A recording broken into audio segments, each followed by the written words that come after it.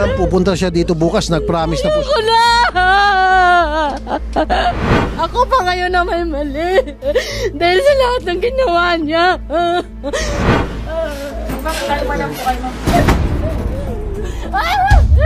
Ayoko na!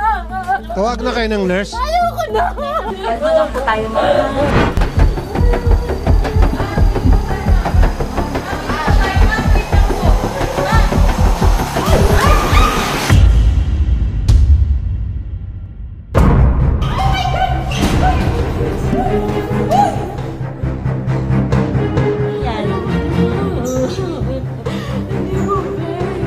Kaya niyo po yan. Lakasan niyo po yung loob niyo, Nay. Tara na po dito.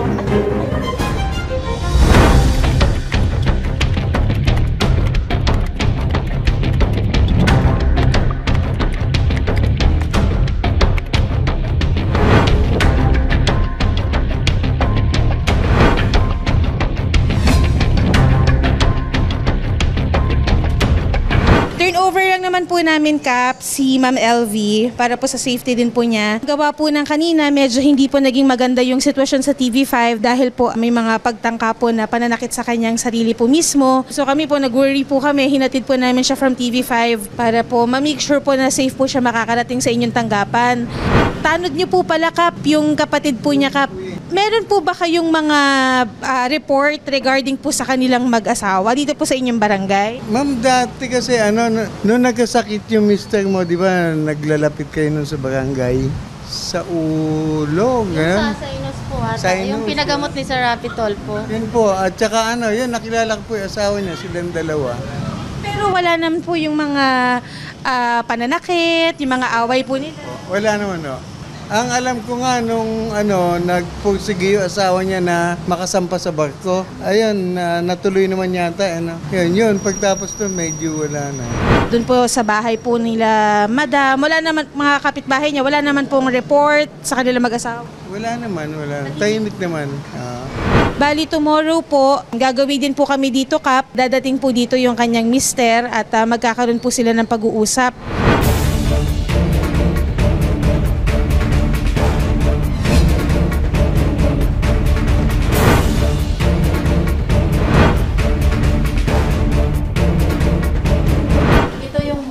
Nahanap niya, ma'am, na rep ko. Ito yung washing ko, yung freezer ko. Yan.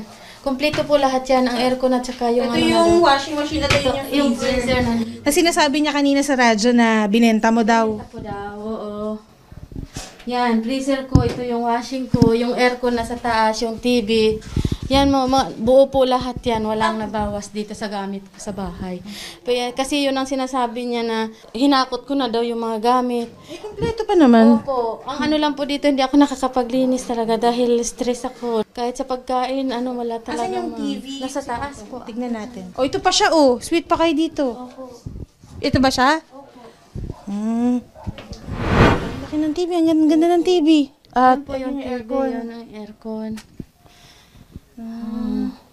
Ito lang po. Kaya hinihiling ko lang sana na wag niya nang habulin dahil ito lang yung ko, maalaala na lang na napundar ko. Na inaano niya na hahati siya. Talagang kung sa hati lang naman may karapatan siya dahil kasal nga kami. Pero hinihiling ko na lang. Kasi kung sa hatian lang naman, hindi din ako papayag na hindi niya ako hatian sa kita niya. Ang gusto ko mag-stay muna dito, kuya mo. Ayoko na mangyari ulit yung nangyari kanina. So, dito muna sana yung kuya mo. Okay na po. Kami na lang mag-usap ng kapatid ko na. Sinasabi niya doon sa Eric kanina na hinakot ko yung mga gamit. Walang nabawas kahit isa. Kasi yan lang yung patunay ko sa kanya na talagang gusto ko mabuo sana pero wala Ayaw na niya. Kaya sige, pagbigyan ko na lang yung gusto niya.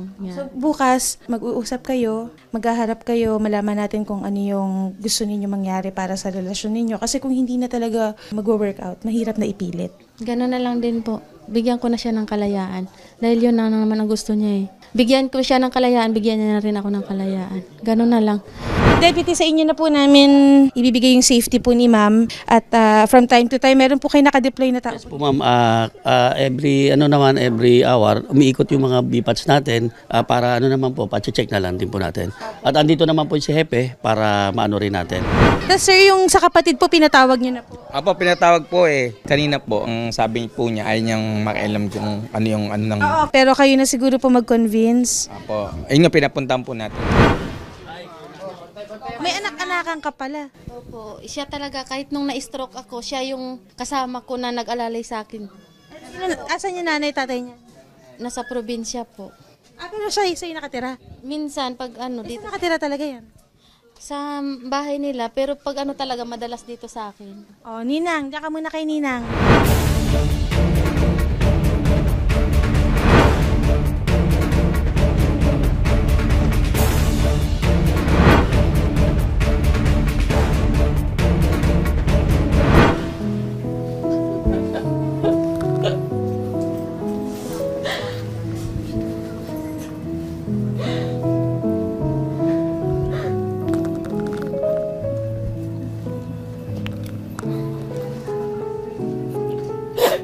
Kapitado naman ako, pero kaya ko na.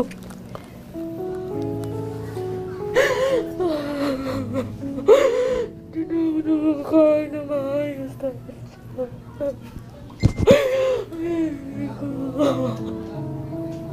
Malakpo na. Ayusin natin ito. Sinino ka na, Laylay. May babae ka na, pero tanggap ko lahat yung ginawa mo na yun, di ba? Lahat yung tanggap ko. Paka. Yan na.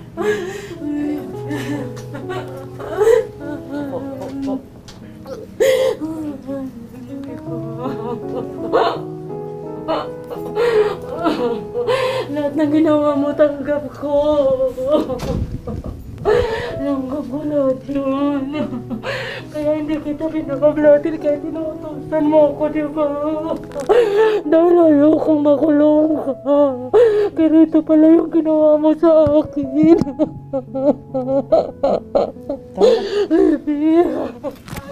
Ikaw naman ang magawa ng ganito eh. Ikaw ang nagloko. Aminado ako, kachat ko lang yun. Wala. Dami magpapatunay sa'yo. Hindi. Tama na. Baby. Tama na. Tapusin natin ito ng maayos. Pinasok ko problema na to. Di ba? Binigay ko lahat sa'yo. Tama na. Baby. Wala na. Tapos na. Tama na.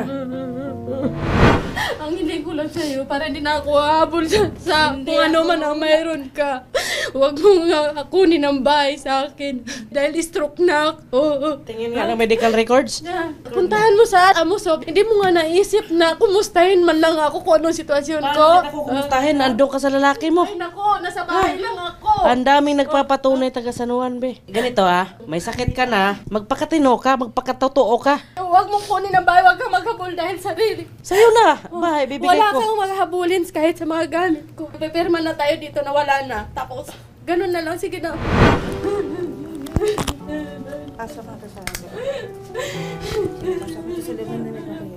Uwi na tayo, Jack. Pirma na lang kami. Guys pa, mag-ayos pa. Sige kuya. Nandito po muna. Ito na lang lagi nag-alaga sa akin.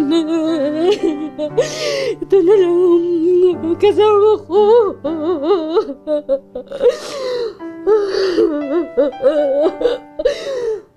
Kahit hindi ko kadugo, ito na lang. Huwag mo akong iwanak. Kasi ma'am, kami naman po ni Senator kahapon pa lang po sa live. Patas po talaga si Senator. Kami din po ay nalaman din po namin na meron din kayo, meron din si Sir. Hindi kayo kasi nagkakaroon ng magandang pag-uusap. Kaya dito pa lang, ang gusto sana namin, dito sa tanggapan ni Kap, magkaroon kayo ng magandang usapan. Kaya hindi kasi pwede na, pero hindi naman talaga naaayos. So, pag-usapan niyo ni sir. Yun na lang po. Pipirma na ako sa kagustuhan niya. Saan nga pala yung sing-sing ko? Pwede makita? Nasa bahay. Kapon na, di ba? Dala-dala ko yung sing-sing ko. Lupit.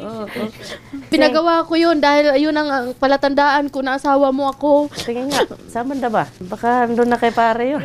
Ayun nandun kay pare, kahit na nasa akin, hindi ko Patingin ibibigay lang. sa'yo. Hindi ko naman kukunin. Titingnan ko lang kung andyan pa ba sa'yo. Sumpaan ko to na pinagawa ko para sa'yo. Hindi ko yan mawawalain. Andyan pa. Bakit po ba kayo nagkaroon ng kachat? Meron po ba kayong nakikitang pagkukulang kay sir? Ano po yung rason? Kasi sa sobrang stress ko na nasa isip ko talaga noon, parang sinasabi ko sa kanya, sige, paramdam ko nga sa'yo yung ginawa mo sa akin. Mulat noon hanggang ngayon, hindi ka nagbabago. Kaya ako pumupunta doon dahil ang daming utang sa akin sa San Juan. Dahil nagnegosyo po ako doon. Gulay, manok, bigasan. Kasi andun yung bisyo mo eh. Sa tapat mismo ng ice plant. Pero kayo ba, sir, ayaw niyo ba na pag-usapan muna ng maayos to? Iyon ko naman. Buo na, desisyon ko. Hindi mo siya ka-chat lang. Ang asawa mismo ng lalaki mo tumawag sa akin, on board ako. Sabi niya, nakunan daw kayo ng screenshot nung ka-video call kayo. Ang babae mismo ang tumawag sa akin na nakita niya daw doon sa Facebook na kaibigan ko yung asawa niya. Ngayon, chinat niya ako. Ang sabi niya, yun daw ang, bakit sabi niya ganyan, magka-chat kayo ng asawa ko. Sabi ko, hindi po kami, sabi ko ganyan, nagka-chat-chat lang kami. Hindi ko naman nakalain, sabi ko na Nung borong mayroon ng pa. araw nung bayaw niya, sumama ka pa doon sa Marikina sa lugar ng lalaki. Muntik ka na raw kuyugin doon ng angka ng babae. Walang nangyari, kundi kwento niya lang. Wala na pong patutunguhan kung pag-uusapan yung lalaki. Yes po. Okay, ma'am, okay na tayo. Settled na tayo sa lalaki. Wala na, nagkamali na po kay parehas. Kitang-kita ng nanay ko nga kung paano mo ako dati, di ba? Wala. Pero Wala okay ka lang. patutunayan. Hindi, wala na akong dyan. Ano yung bukol ko hanggang ngayon dito? Yan nga, yan yung sinakyan mo ko. Hindi. Dumudugo yung bunganga ko, kaya napilitan kong kagatinita mo para Iba bumitaw yun. ka. Iba Totoo ito. yun. Yun yung inirereklamo talaga ni ma'am sa show eh. Yes, na ma'am. Yan po. nirereklamo ka dahil kinagat mo daw si Mrs. Yes po. So, linawin mo yun kasi hindi masyado nakuhanan ng panig yung part na yun. Nung nahuli ko mismo yung cellphone niya, ka-text niya sa number yung lalaki. Okay. Baby tawagan nila eh. Tapos nung nahuli ko, inulit-ulit ko siyang tanungin, pabalik-balik. Tapos nagalit siya.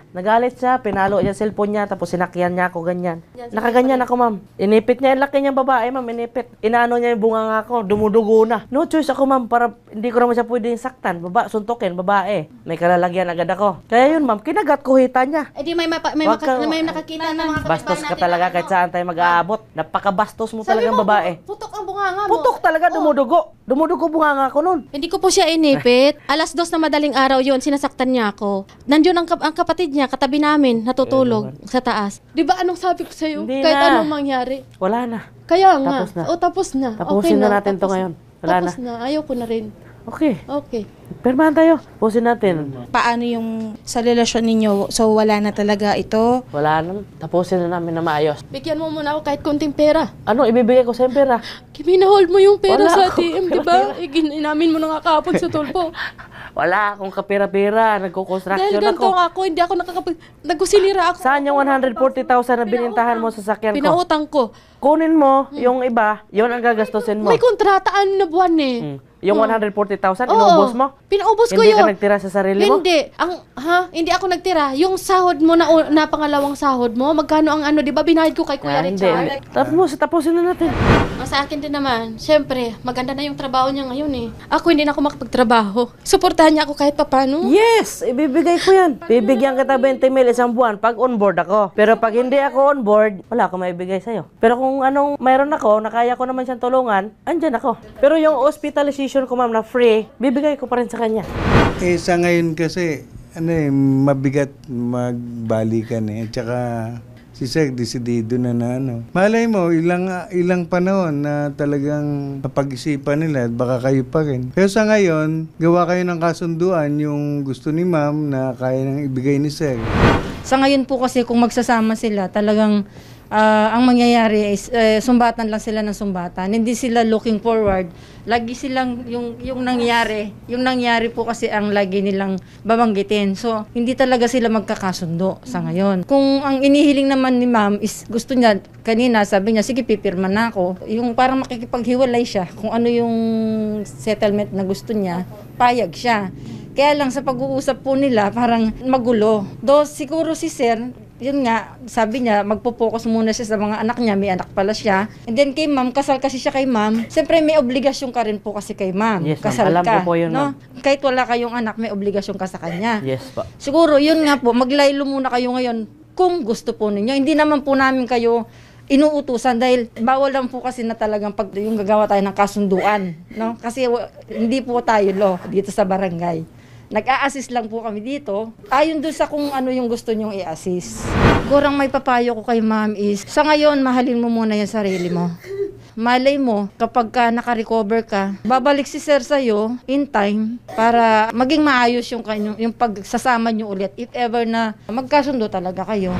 Bibigyan namin kayo ng blatter, bibigyan namin po kung ano po yung na-assist namin dito. Then dadalhin nyo po yun sa lawyer po kayo paggawa ng blatter. And then kung ano po yung maging decision ninyo, annulment, legal separation, nasa inyo na po yun. Magkakaroon kayo ng legal separation na hindi kayo annulled. Pero pwede kayong makipag-boyfriend, makipag-girlfriend, pero hindi kayo pwede magpakasal. Kasi yung marriage ninyo is still pa rin. Ganito gawin natin magpagamot ka, laban lang, ito yung pagsubok. Tapos, kung kailangan ng mga medical, doon sa Amusop, ikaw pa rin hawak doon. Libre hospital doon, lahat. Wala kang gagastusin doon kahit piso. Tapos, sustentuhan kita. Tuloy ang sustento. Hindi ako mawala, dito na ako. Bumangon ka, ganyan. Bigay mo na yung kalayaan mo. Bigyan mo na kita ng space na para kapag isip-isip. Ganun din ako. Bibigyan din kita ng space para makapag-isip ka. Ha? Ina, Paano ka? Pagamot ka? Ayos ba? Huwag mo tanggihan yung offer nila. Sayang. Dito lang ako, di ako mawala. Kung may problema, may kailangan, basta kaya ko, bigay ko. Yung bahay na hiniling mo, bigay ko na sa'yo. Ayaw ko na makialam. Sa'yo na yun. Huwag ka umiyak. Tapang-tapang natin, iyak tayo, patay tayo dyan. Oo naman. Magpalakas ka. Ganun lang. Focus sa buhay. Nabay na. Alis na kami. Char. Nabay na.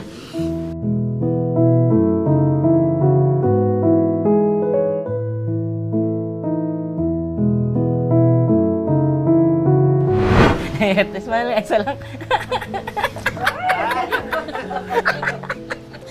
kasi ganyan po siya sa akin kalambing tapos sasabihin niya, ano ka baby, pumunta ka ng magpa-riban ka, paano ka ganito ka. Ganyan talaga ako. Alaga ka dan talaga ni sir. Kiss naman dyan. Hindi makita nung babae niya. Kakakiss lang niya yung syuta niya, kikiss ako, ayoko. Ia-unblock ka na ha? Pakalakas ka at ingatan mo sarili mo. Ayan na, nag-message na sa'yo, madam. Sagutin mo na. Reply naman, kunyari wala ako rito. Yeah. Nandito lang ako. Kung gusto mong bumalik. Kahit kailan naman hanggang kamatayan yun eh. Walang pagbabago.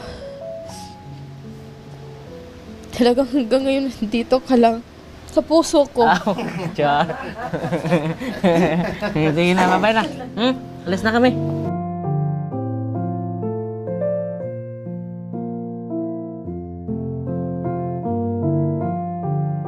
Patuloy kong ibibigay ang sustento sa asawa ko sa halagang 20,000 a month. Kailangan ko lang ng mapag-isa at wala munang pakialamanan bawat isa. At tuloy naman po ang aming communication. Gusto ko si LB ayusin ang buhay niya at magpagamot siya dahil sa tulong na Idol Rapi Tulfo. Yun lang po.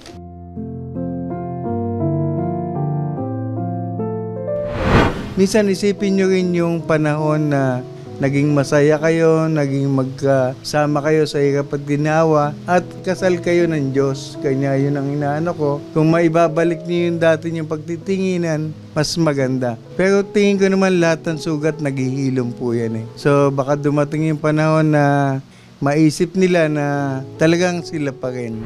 So, ma'am, may last message na lang po kayo kay Sir Francis. Mag-ingat ka palagi.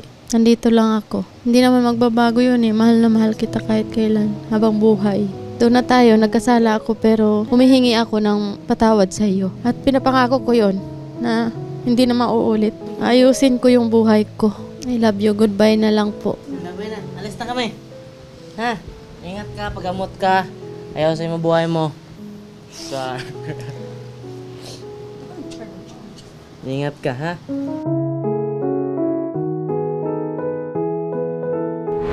Idol Rapin, okay na po lahat. Nagkasundo na kami. Maglayo-layo muna bawat isa.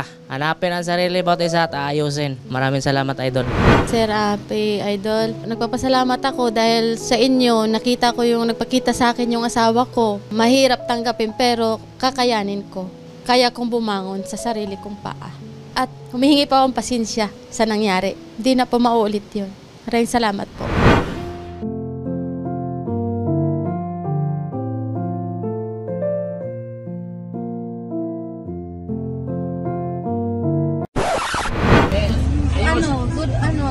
Goodbye kiss na lang. Umarap ka, pag hindi ako bababa dito. Sige na. Yahoo! Nasaan mo pa? Ganyan mo, alam ko naman eh. Sige na, babay po. Bye-bye!